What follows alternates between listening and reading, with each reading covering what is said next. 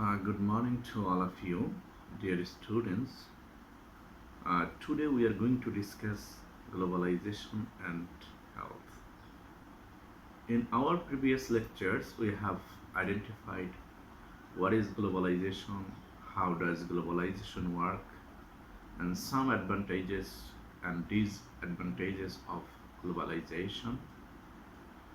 And we also discuss how does globalization affect our economy, our technology, our environment, our culture, and so on.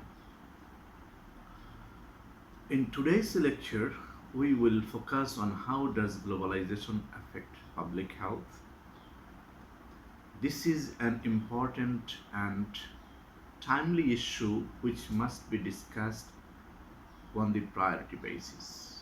As I mentioned earlier, that there are two schools of thoughts such as the proponents of globalization and opponents of globalization. Today's topic is one of the issues raised by the opponents of globalization. Let me remind you what is globalization. According to Oxford Dictionary, globalization is defined as the process by which businesses or other organizations develop international influence or start operating on an international scale. This is a formal definition of globalization. There is another funniest or truest definition of globalization. One day, a lecturer asked to his students, "What is globalization?" A student replied, "Princess Diana's death." Lecturer responded, "How come?" The student defines globalization by saying that an English princess with an Egyptian boyfriend crashes in a France tunnel. Okay. She was riding in a German car with Dutch engine, and it was driven by a Belgian who was drunk on a Scottish whiskey and followed closely by Italian paparazzi on Japanese motorcycles.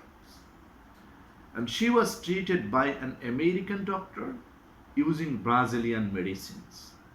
This post was originated possibly by a jobless, time-wasting Indian using American Bill Gates technology. And you are probably reading this news on your computer.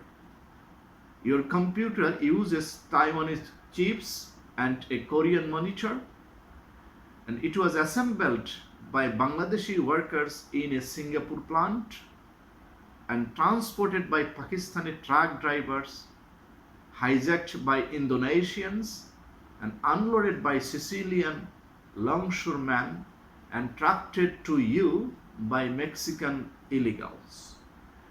That, my friend, is globalization. What do you understand by this definition? These days, students are very smart. Let me tell you a joke. One day, Madam came to the class and wrote on the board, "I am beautiful." Which tense?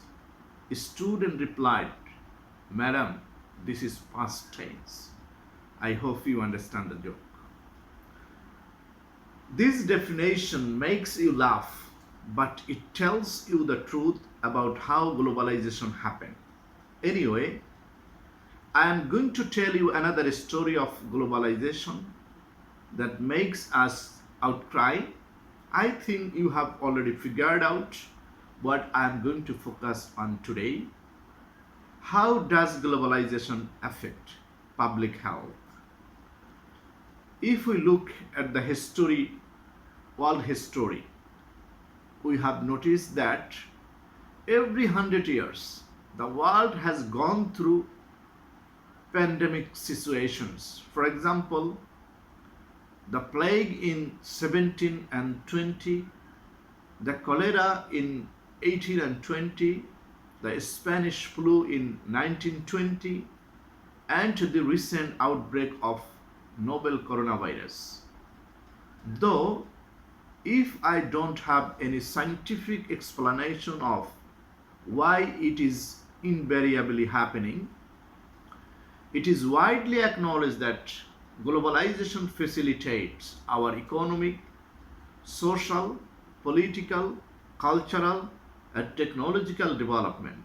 On the other hand, we can't ignore the adverse impact of globalization on public health. We can't deny the fact that globalization contributes to the spread of diseases around the world. For example, the outbreak of BSE or mad cow disease in several European countries. You know how trade promoted the spread of these dangerous diseases in European countries.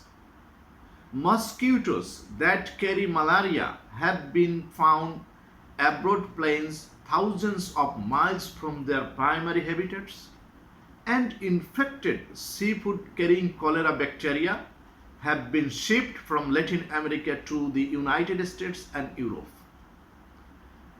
In the 200 years following the arrival of Columbus in America, historians estimate that the native population of the America declined by 95% from a total population of perhaps 1 million, mostly due to imported disease. The new microbes brought by Europeans included smallpox, measles, typhus, diphtheria, chickenpox, and influenza. Soon afterward, Europeans began the African slave trade into the America, bringing labor to replace that many indigenous people who died.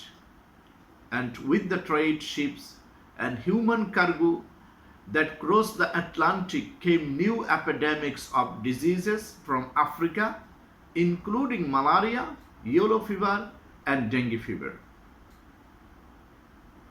The recent outbreak of the novel coronavirus is no exception.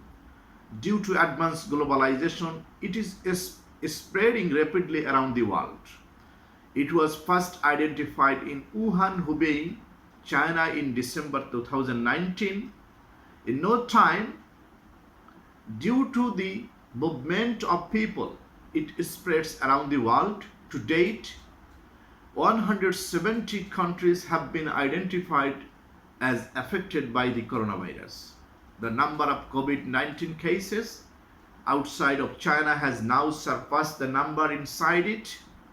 There are now more than 88,000 confirmed cases outside of China, while China has a total of approximately 81,000 confirmed cases. After China, more than 25,000 confirmed cases in Italy. Iran has more than 14,000 confirmed cases. South Korea and Spain has more than 8,000. Germany and France more than 6,000 confirmed cases. United States more than 4,000 confirmed cases. This number is increasing worldwide. Already more than 8,000 death cases. As you know, the Malaysian Ministry of Health has already identified 790 confirmed cases, 60 cases of recovery, and 2 deaths. This therefore indicates that the number of confirmed cases of novel coronavirus is increasing every second across the world. Despite blaming globalization, globalization can improve access to medicine, medical information, and training that can help treat or cure these diseases. Now a fundamental question arises here. What can I do in this regard, in this respect? Your full cooperation is necessary to minimize the outbreak of the novel coronavirus. Please read World Health Organization's guidelines carefully and follow them strictly. You are encouraged to practice social distance. You are encouraged to improve your personal hygiene level. You are encouraged to use a mask and hand sanitizer. Please stay calm, stay safe, and stay at home. Thank you all.